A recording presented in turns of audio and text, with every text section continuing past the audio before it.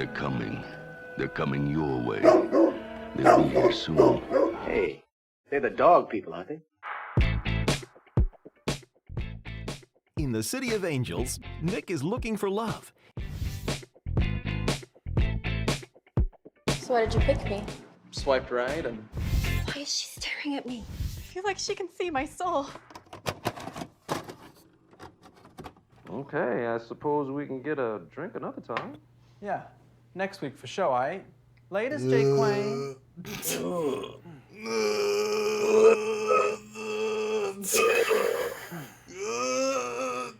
me see pants. We're fine. Nick, pants are fine. You look good. Okay, it's gonna be a good one. Who the hell is this guy anyway? That's a great question. Luke Wilson, Bruce McCullough. Yeah, like, I don't... Good evening, sir. Good evening. Would you like to start with any drinks? Was or this? appetizers? This is the 2017, 2017 one. You motherfucker! God damn it! Didn't your mother teach you to break up with some style? You gotta just get over it. A boy Get over it. It's been 4 days. and his dog. She didn't even like the dog until we broke up. A girl You want a groove to my hacky sack vibe? I wouldn't, really. and her dog. Come on, Peanut. Come on. A psychologist and his patients. What's going on, Mowgli? In this town, Do you want to have sex first, or do you want to eat first? I could eat. the new hotspot You're right, this is better than the health club. is with Spot. Recording in Reaper. It's actually recording. I looked at it. Recording in Reaper. Mine's also recording, and you interrupted me while I was saying recording in Reaper, so I hope that I can match it up properly. God damn it! No, it'll be fine. That's okay. This doesn't show up in the episode. It's fine. It's okay. It doesn't matter if we fuck up the intro. It's my week to edit. Oh, no. No. Oh, Beans. Aw. Welcome to Rough the Cuts. podcast. Fuck, did we actually get a new intro? Damn it. Hi, this is our podcast about good boys and bad movies where we watch a bad dog movie and then immediately talk about it. I'm your host, Ilian. This is my co-host, Boix. Hello. Thanks, everybody, for, putting up with our brief hiatus while we were dealing with some real life stuff. And we watched Dog Park. No, not that one. No, it's okay. Dog Park. Nobody knows what either one is. No, that's true. It's not like a Star Wars. We watched Star Wars. No, the other one. No, it's Dog Park. Is it AJ Goes to the Dog Park? That's a different movie. That's We've a already different done movie that entirely. That's so different, yeah. Although, it's not totally dissimilar from what this one is. That different, oddly enough. Oddly enough. This is the 1999 Bruce McCullough. Or 8, depending on where you look at. Where the internet two things? Has different dates everywhere. I don't know why. Well, the internet also doesn't really have this movie is the other thing. Right. Okay, so Dog Park used to be on streaming. Mm-hmm. This is the Bruce McCullough Kids in the Hall alumni film. Yes. Yeah. And it used to be on streaming everywhere. Literally everywhere. Netflix, Amazon, Roku. I think Roku might still have it. Mubi? Mubi? What the fuck is Mubi?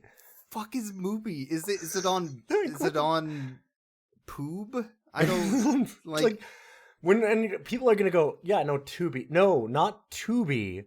Mubi. Mubi, it's different. Somehow. There's a different one. And it used to be on everything, and then it was gone. Yeah. Because I added this to our list on Amazon Prime, which is where I find all of our trash, or at least a lot of it. And I'm like, we'll watch that eventually. It's on streaming.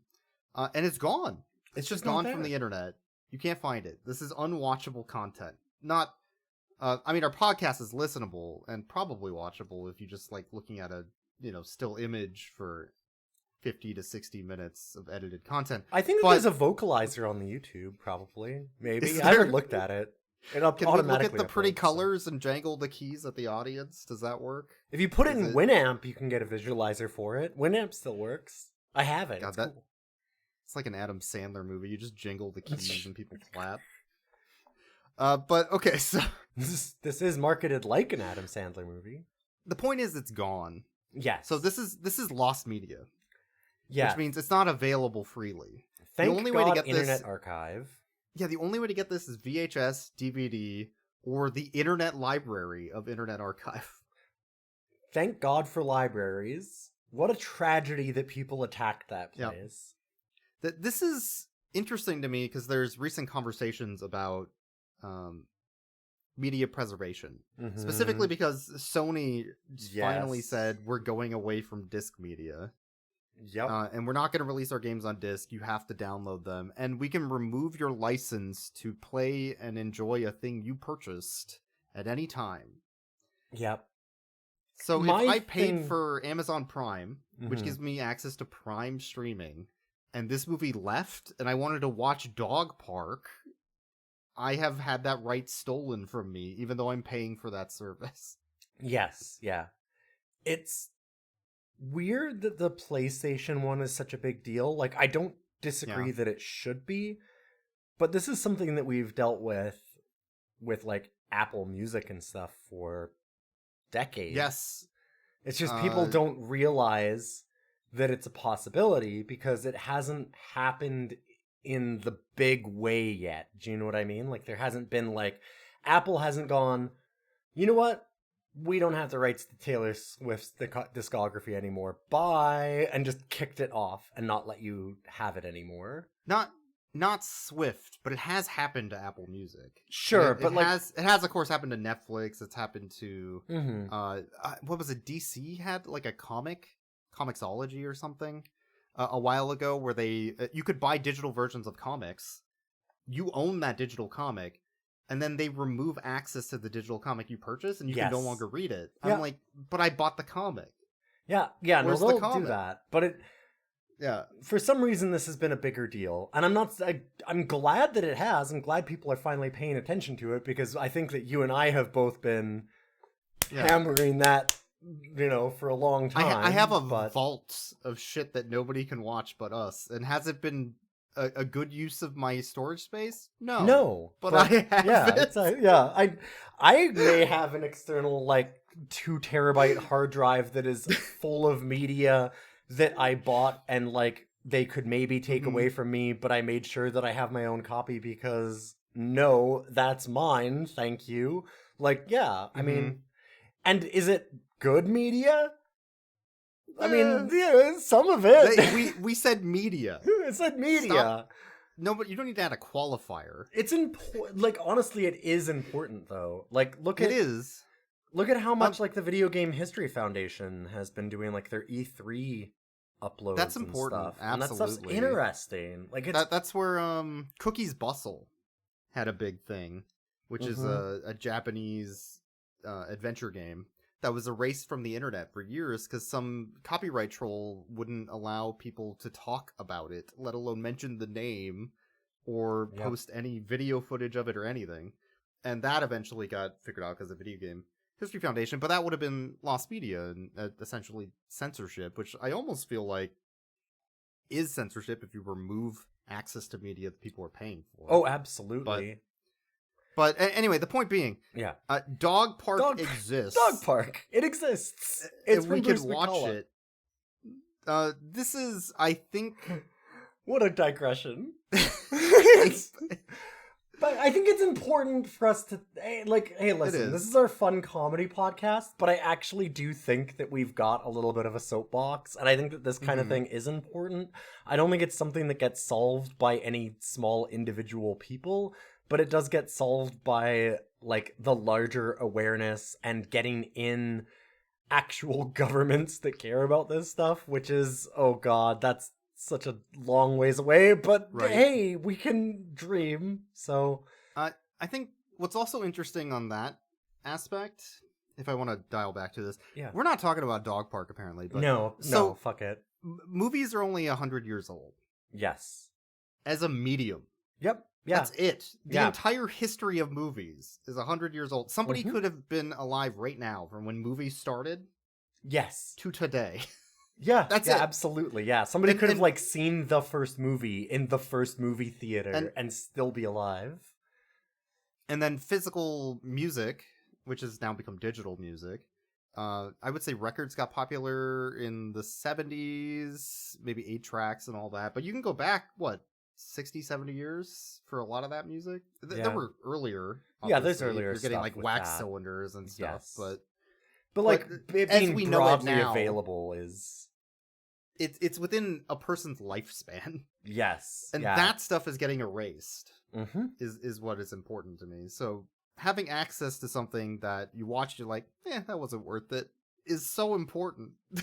Because it's there. I mean, it actually is, because even stuff that we think isn't important or particularly good can be really informative and transformative on a person.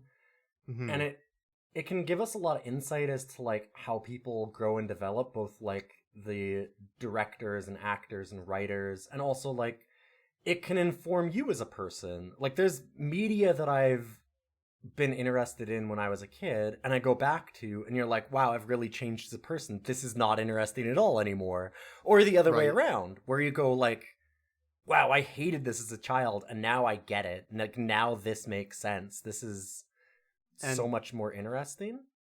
Dog Park is an absolute 5 out of 10 movie. Exactly. I'm like, then this wraps it around to like, well, you were saying when we were watching this that this felt like a prototype for his next film.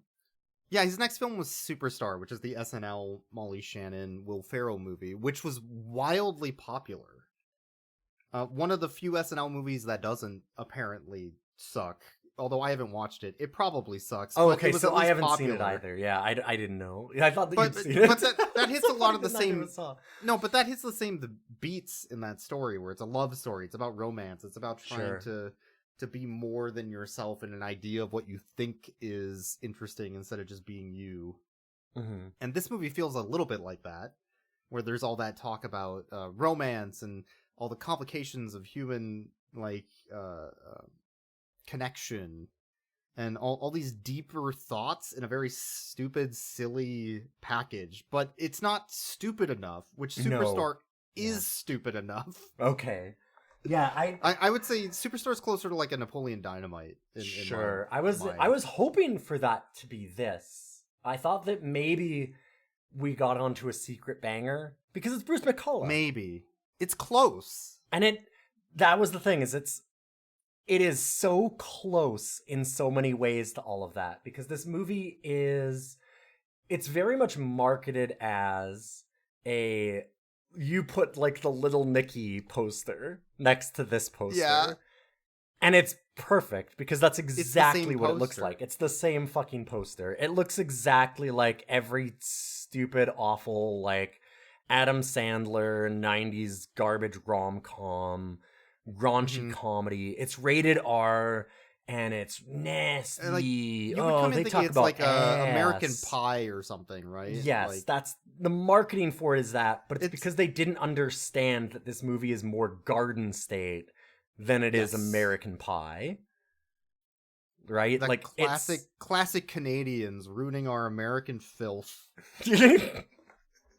Yeah, we brought in Canadian filth for this. There are so many weird little cameos of like Canadian comedians from like TV that I was like, oh, I know that guy's from Black Fly. That guy's from like, it's like, you're like, who the fuck? What are you talking about? Black Fly? I'm like, it's Ron James. You're like, I don't know who the fuck Ron James. I don't know who that is. Who the fuck like, is here's the thing: if you pointed at the House Hippo, I would have been like, House Hippo. Yeah, this is the non-viral. This is the real shit, though. I know the actual deep.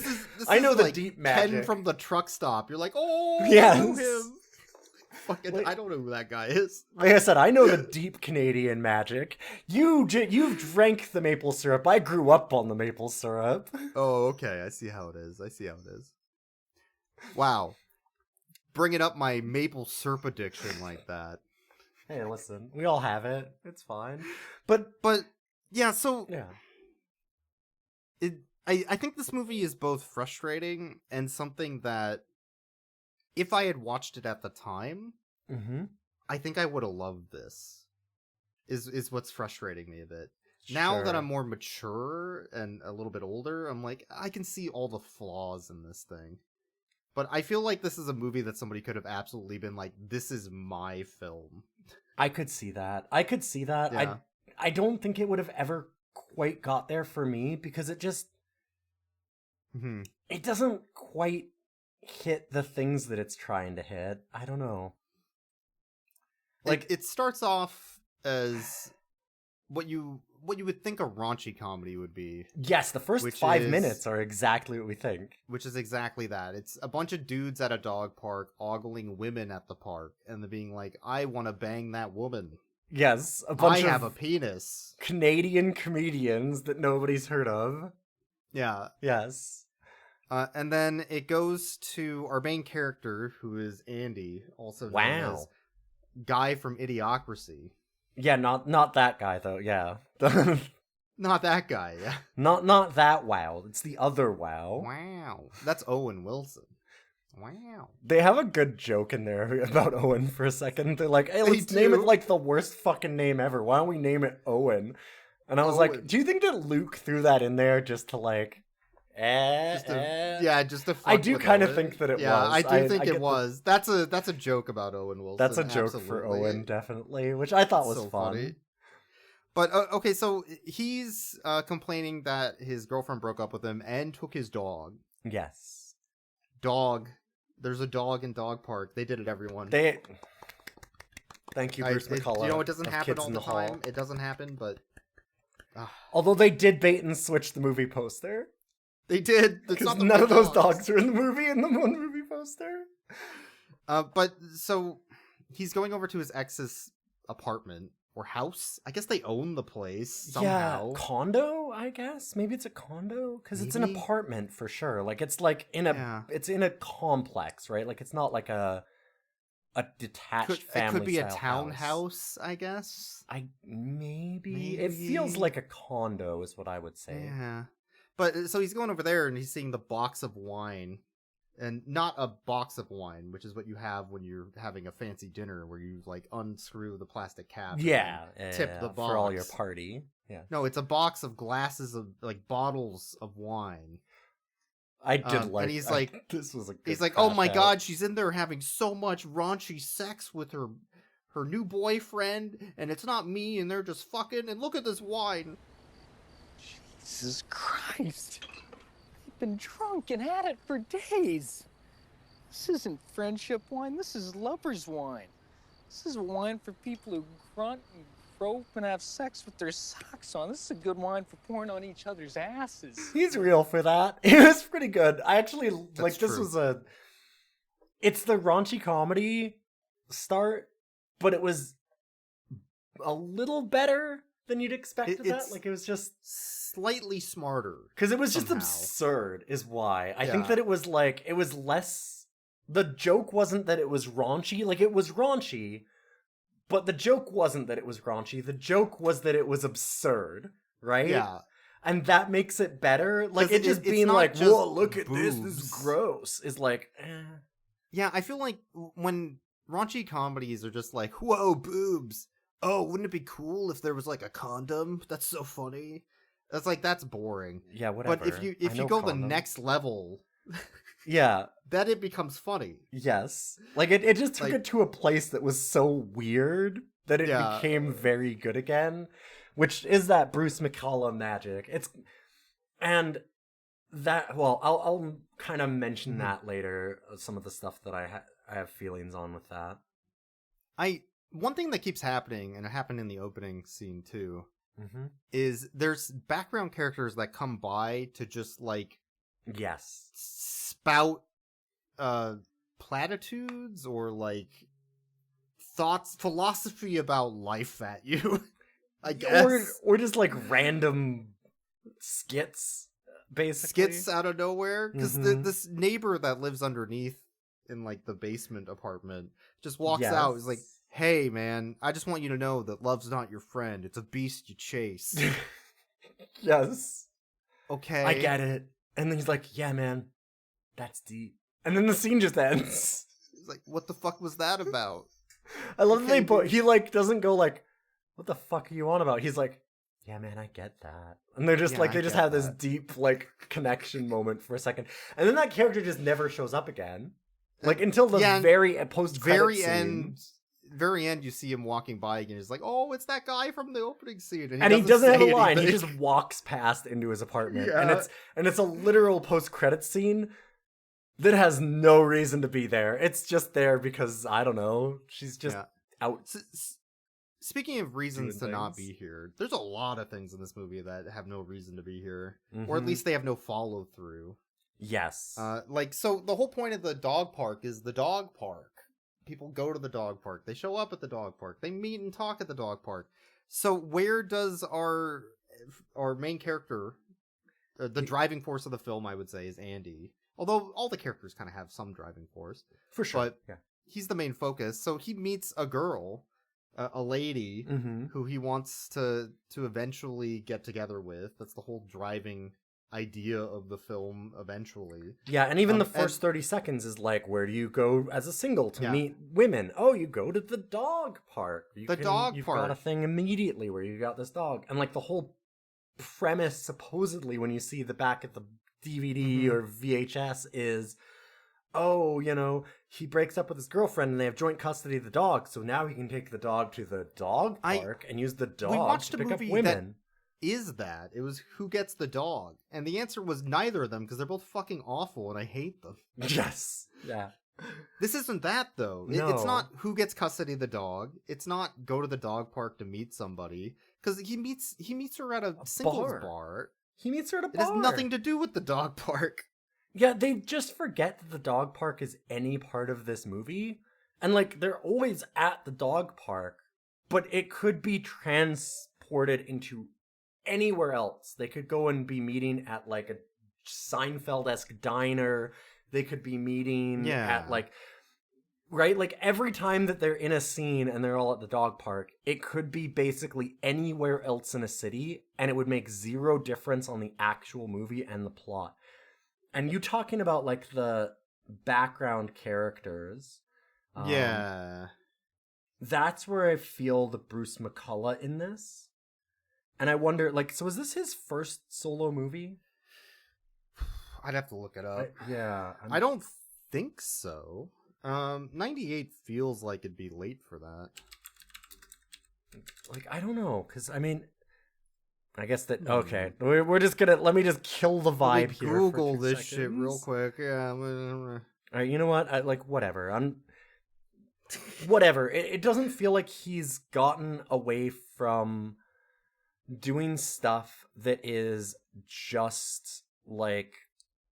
Well, so his first movie was Brain Candy. Yeah, but I mean solo, obviously. Like non-Kids in the Hall. This is his first non-Kids in the Hall movie. Yeah.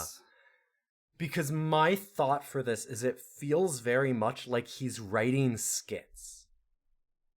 It does feel like skits, yeah. Because there's a lot of really good vignettes in this movie, and there's not a really great through line to the movie.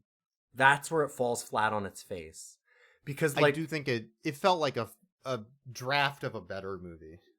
Is what it felt like, yeah. Yeah, like there's bits in it that are really good. There's him having like the good ass wine, and then the guy coming out from the shadows and going, "Love's like a beast," and then just having this weird connection, and then just ending. And that would be like, honestly, if you just cut that scene and left it as like a 2-minute skit, it'd be very funny, absurdist humor, and you could just leave it there. There's another scene that's very similar to that later. Yes, there's a bunch of racquetball court that's also like that, where they're talking. Him, Andy, and his friend Jeff, who we find out later or earlier in the film, anyways, is cheating on his wife. He's having an affair on his wife, who is good friends with Andy and coworkers. Yes, and so Andy confronts him at the racquetball court. And they start talking about love and like, what the fuck are you talking about? You've been single for what, 4 days? What the hell do you know about commitment? You just go from relationship to relationship because you can't stand to be alone. Yeah. Yeah. And like all this stuff. And then they get into like, it's just this really intense racquetball conversation. Yeah. And then they get into a and then it zooms out and it shows there's people watching. Like it shows like because like of course like with like racquetball courts, there's always people like you can go into like the auditorium above it kind of thing, and there's all these people that are just watching them, and then they have like a slap fight, and then it like shows again slap fight with all these people just going like oh wow, great form. and like that's it's fucking hilarious. That it's is a Kids really in the good. Hall bit. Yes, like it would have been a Absolutely. great skit. It would have been a really, really good skit of them just having this really intense conversation and this like absolutely garbage street slap fight while all these like audience people are like, huh. But the problem with it is that it doesn't actually make it home afterwards. Because they do this whole confrontation and then Andy never confronts the friend about the thing, which is the whole driving force of that conflict. Yep. So that's where the follow through doesn't happen. There's these good bits, but then there's no follow through later on. Mm-hmm. Which is the frustrating part. I'm like, come on, man. You set up this whole conversation and didn't have it. Well, and one of the things, so eventually, so the idea of the movie, I mean, like, let's just kind of get to the main thrust of it, because it looks like we can't go through scene, because I feel like so much of this is almost disjointed skits in a way. It's him going through, so he meets this woman, they go to have a one-night stand, but they, like, really hit it off. They have a lot of chemistry, supposedly. We don't really see that, and this is, again, part of that falling flat on his face. And then it's him going through a sequence of, like, the people around him going through relationships, him going through a relationship, and then coming back to her at the end and discovering stuff about himself along the way. Right? Yeah, and the idea of what is a good relationship. Because the person he thinks is in a great relationship is the one where the partner is having an affair. And it's clearly not a good relationship. Exactly. And it's him realizing that he needs to... Which is like, this is a good point. The main thrust of the movie ultimately is he is learning that he needs to be with himself first and happy with himself and figure out who he is before he can fully commit to a real relationship and have that, which is like a perfectly fine thrust for a movie and all that kind of stuff. But because it's a rated R raunchy comedy, raunchy rom-com. The fucking So raunchy not. rom-com is not the movie that's like, maybe I need some time to myself. Yes, no, it's not marketed entirely if wrong. If you went as a teen or whatever, like a you'd have been 17-year-old couple to a raunchy rom-com, and you got the philosophy about relationships and maybe you need some time alone, you'd be pissed. This one time at band camp, I self-actualized. That's not what the movie's for. The people that came to it, if you did market it correctly, I'd still be kind of pissed.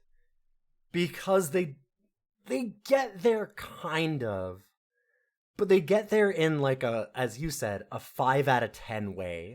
It's like they dropped their pants and tripped on the floor, but the finish line was right at the end. And so he still like puts his fingers across it. Yeah, it's so like he still manages it. But the pants are still down. The pants are still down. He's still like, he's Which would still also Winnie be a the good Poohing Kids in it. the Hall bit, right? Yes. Because they have all of these various, because it's all about like, one of the other things that you mentioned is that, and that you liked about it, and I agree, is that it kind of ends up that none of the exes and stuff that end up along the way are villainous, horrible tropes. They all end up being flawed human beings in their own way that are all also stumbling through their own versions of his self-realization. And it's kind of that whole idea of like, nobody's exactly perfect. There's not this like magic kind of relationship in a way. And some of it is like you finding how to navigate that through yourself first and then bringing that with another person and like knowing your flaws and stuff like that. And to be honest, I've been single a long time now, so some of this hits me a little bit harder, I feel, for some of the conversations they're having. Yeah, absolutely. So I'm like, I get it. I don't think it quite hits it even in that context. No, that's what I yeah. mean, is because it doesn't quite get all of the characters. Like because it needs a deft hand for some of that, and it doesn't quite get there because like they have to make it so that you're both funny and also poignant is a really fine line to walk. And they don't have a sad Danny DeVito to like just drive it home, right? Yeah, exactly. Like the Santa's Summer Home or whatever that was with whatever Andy, that Christmas movie, whatever that Christmas movie bullshit was that we saw with Andy McDowell. But if you just get a sad Danny DeVito, you don't need a script. That's right.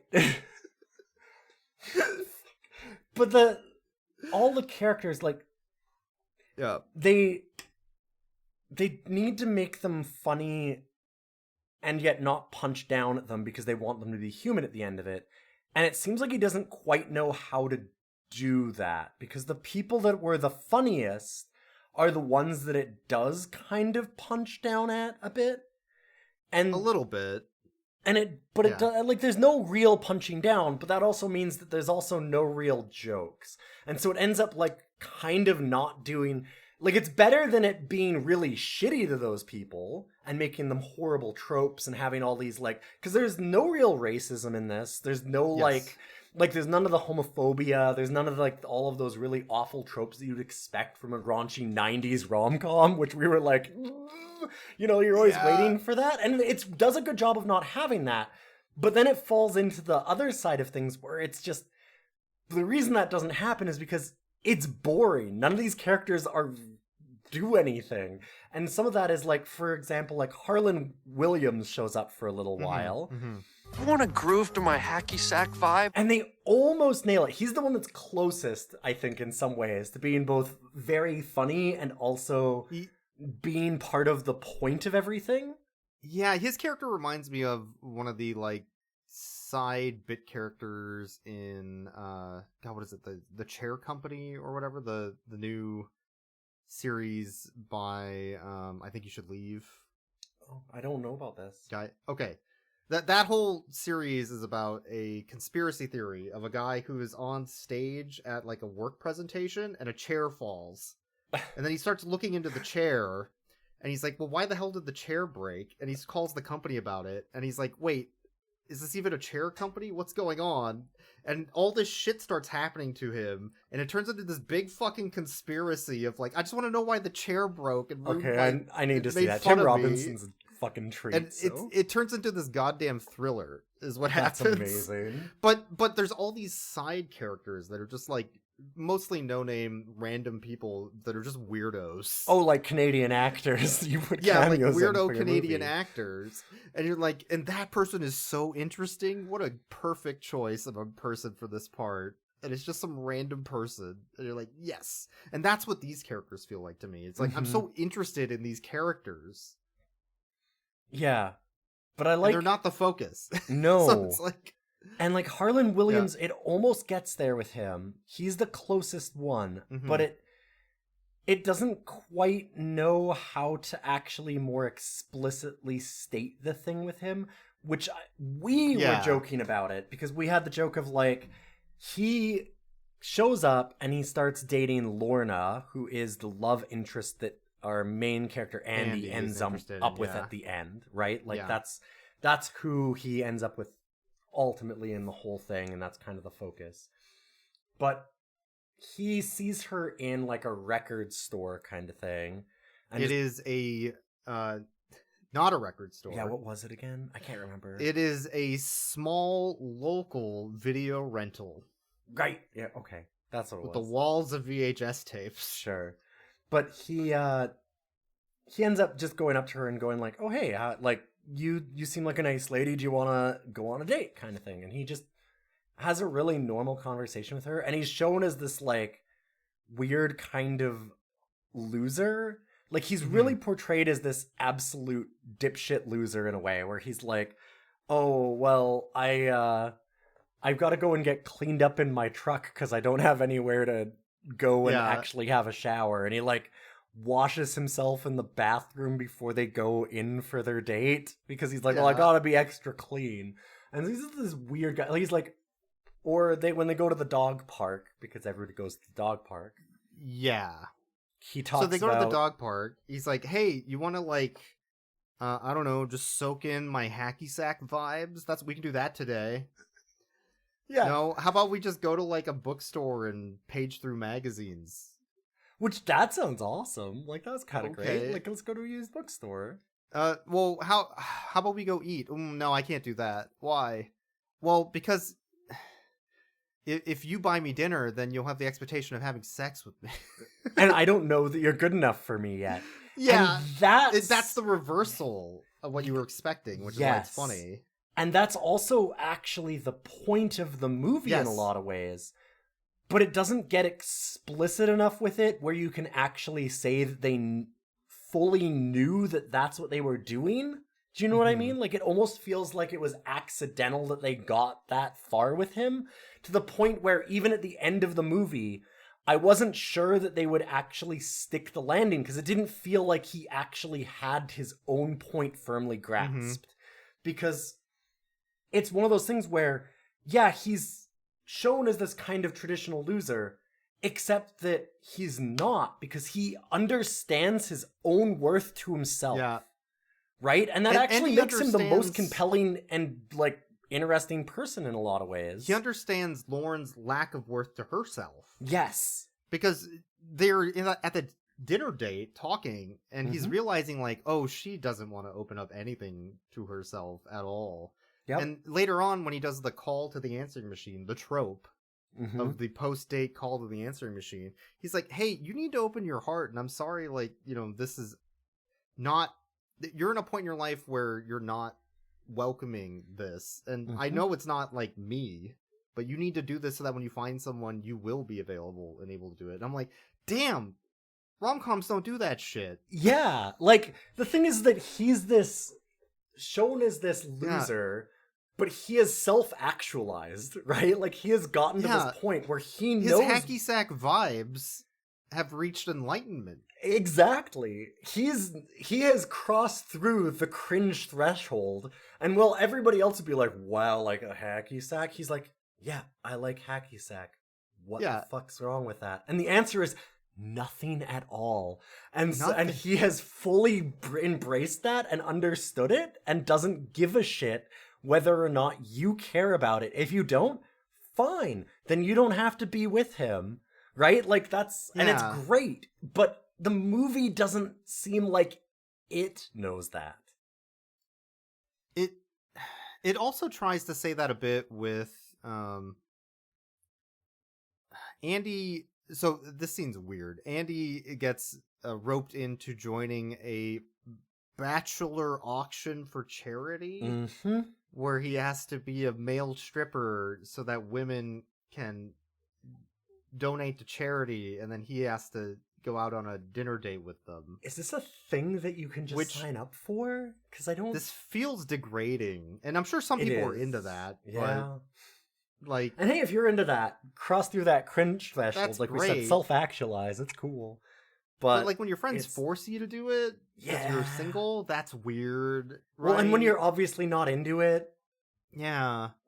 Not do into it because it, you're but... into it. So this lady has a Visa Gold Card ad Yes. by him. I do have the note of Visa Gold mail sex auction. Does Visa want you to know that you can use their card for illegal sex acts? You actually can't. They very explicitly try and make it so that you can't even do legal sex stuff. Is this with like Visa. a Stripe thing? Like, aren't they? Yeah, wait, aren't they against this? I'm confused. Why did they have an ad? The in the movie 90s were about different. that? I don't know. Yeah, it's weird because like she very firmly like Visa Gold towards the camera in like a really It's like obvious the way. Fucking Bat card. Yes. In what, Batman and Robin or whatever. Yeah. But okay, so she buys him on credit. She's the opposite of the Harlan Williams character. She's the reason why I feel like this movie doesn't understand its own message. It's because they get the Harlan Williams stuff perfect, and then she comes around and she's the opposite. So I'll let you. So she buys him. I hate that.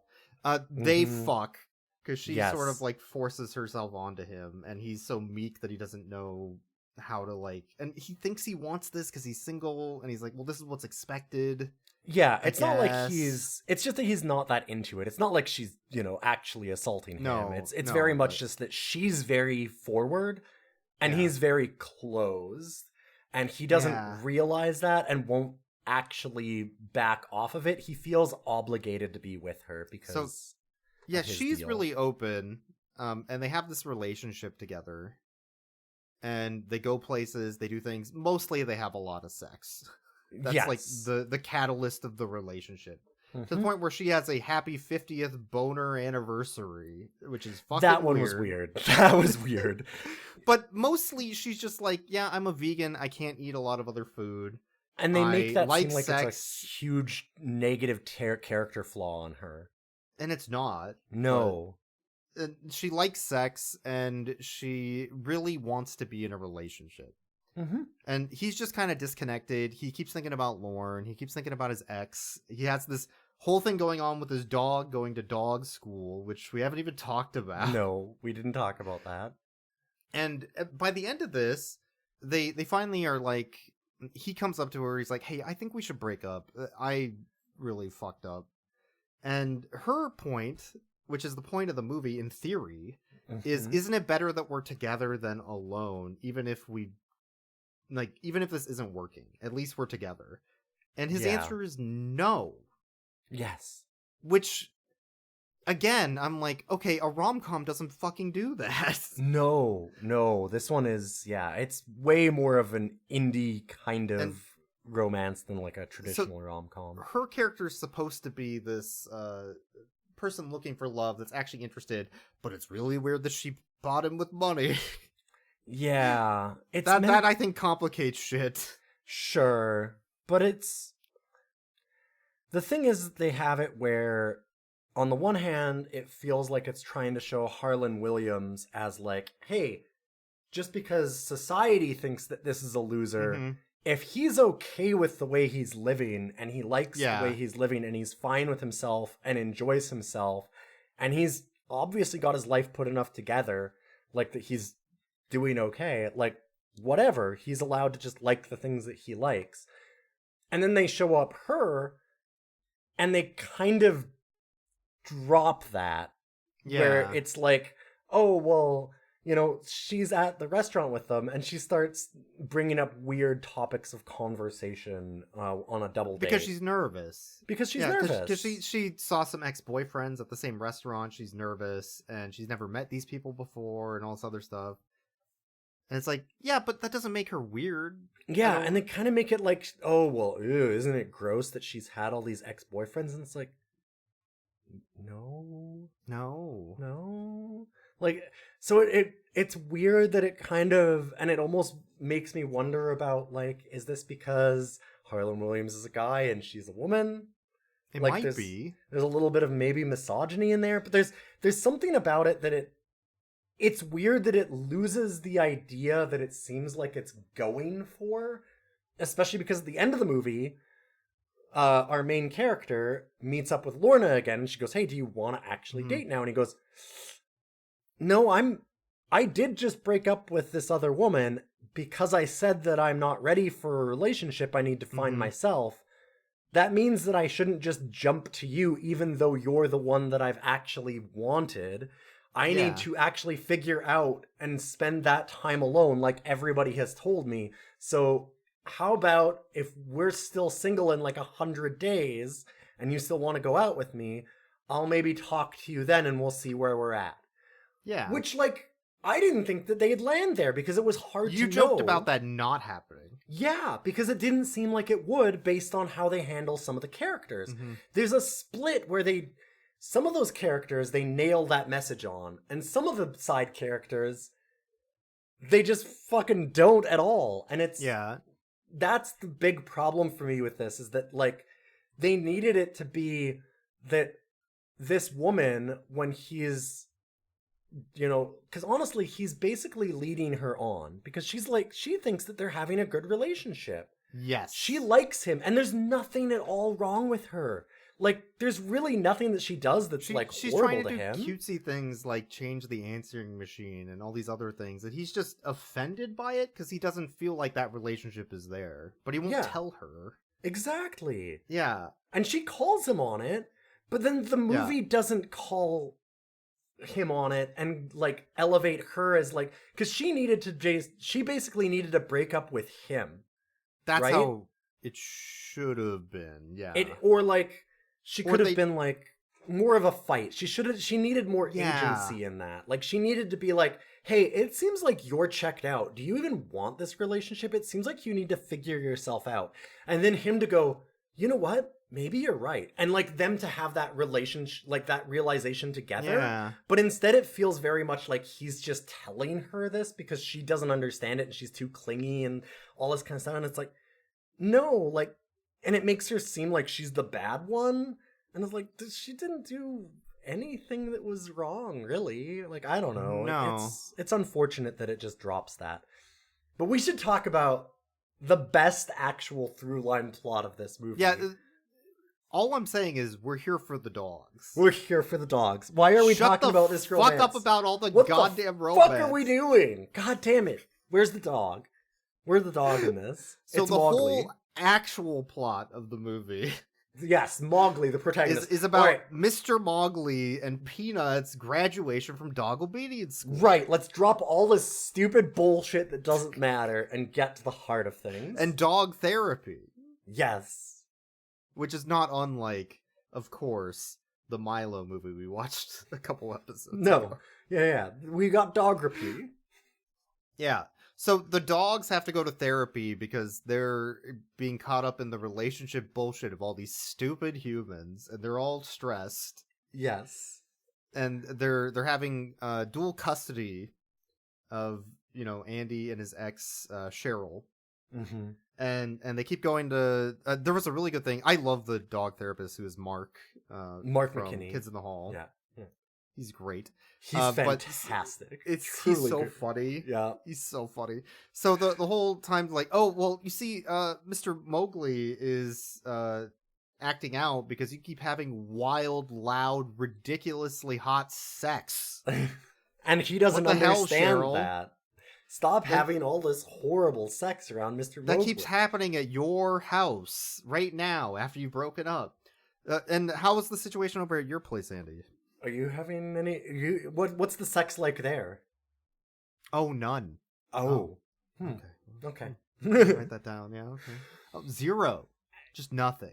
And every time they try and bring up, like, well, see, our relationship with each other, and he's like, I don't give a fuck about your human relationship. This isn't therapy. Get the fuck out of here. This is about dog therapy. It's about the dog.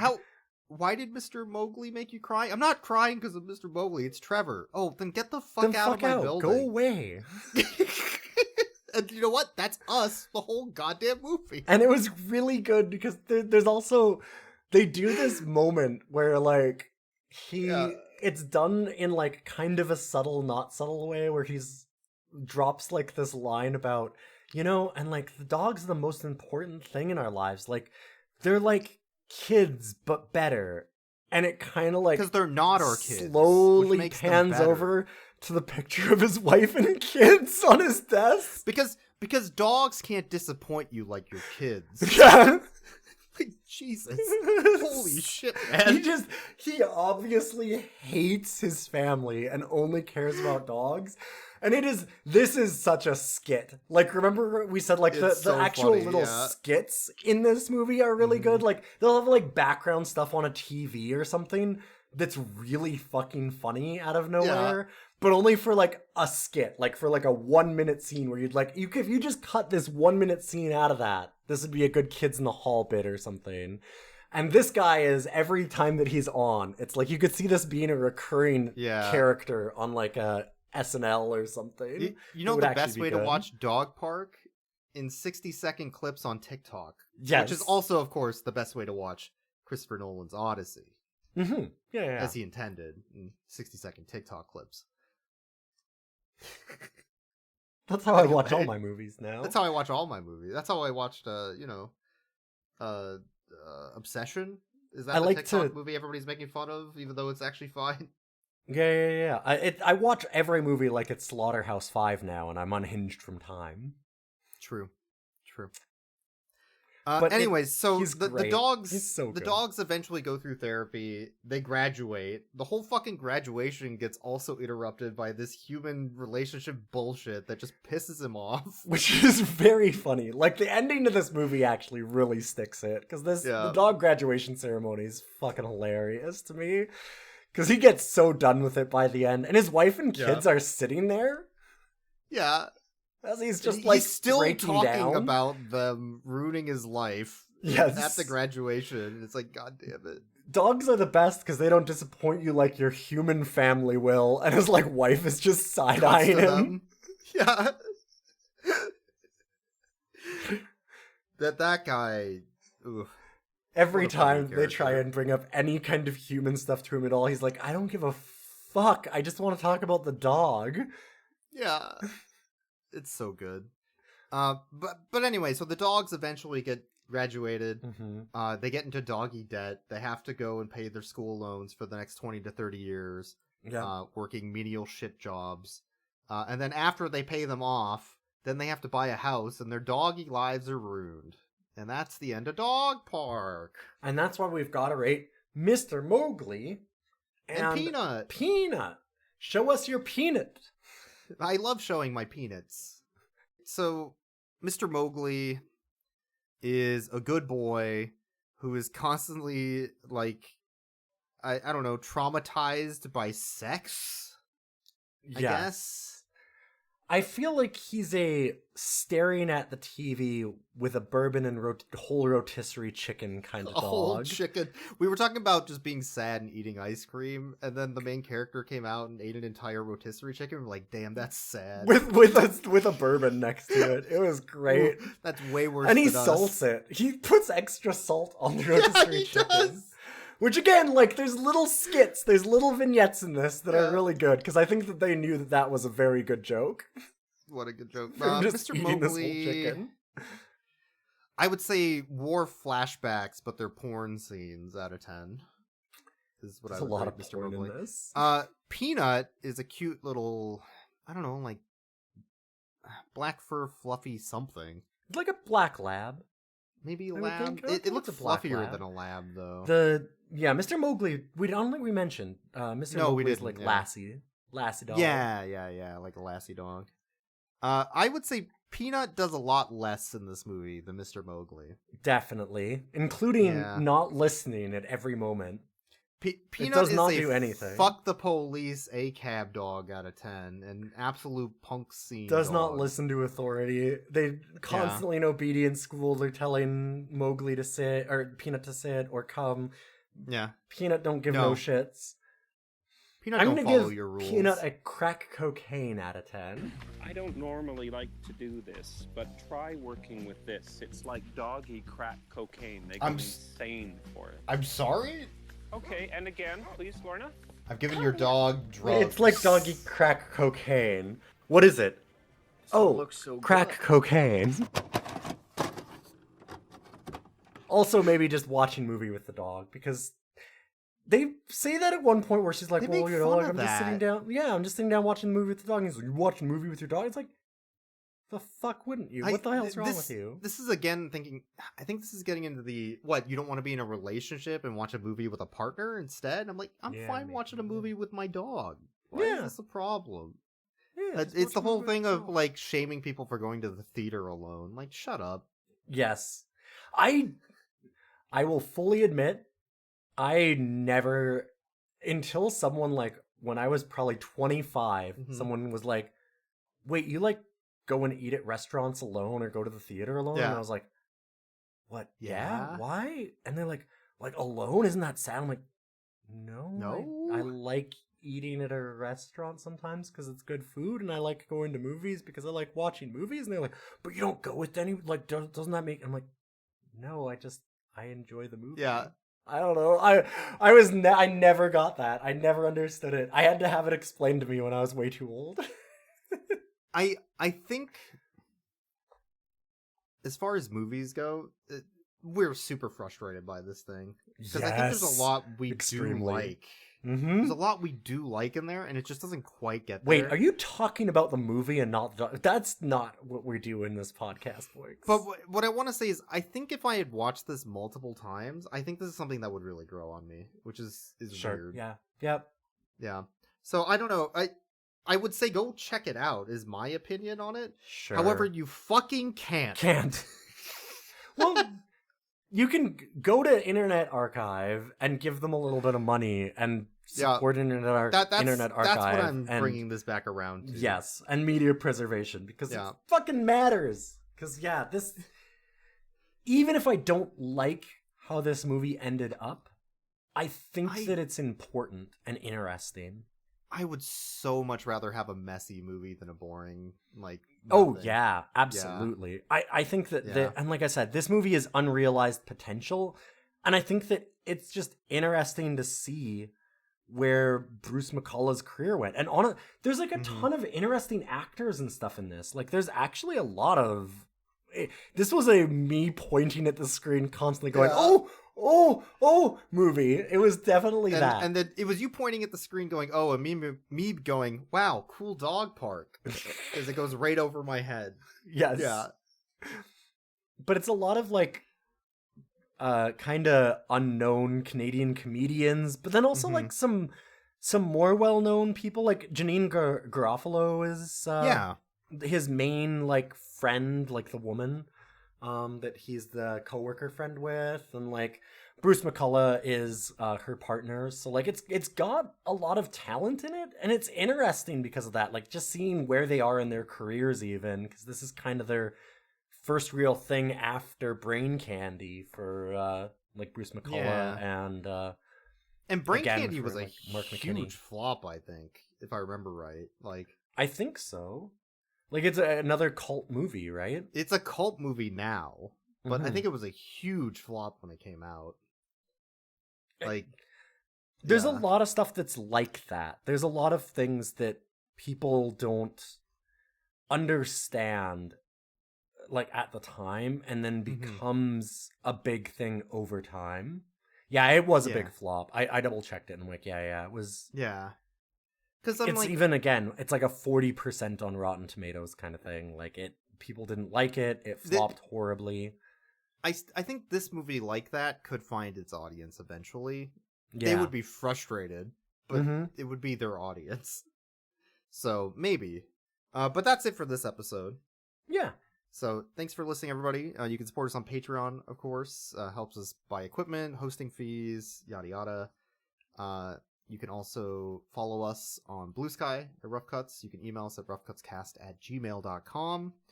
Especially if you are a Kids in the Hall alumni and you want to tell us how cool we are. And we like you, Bruce. Listen, I think that you got better. You got better than this. Yeah.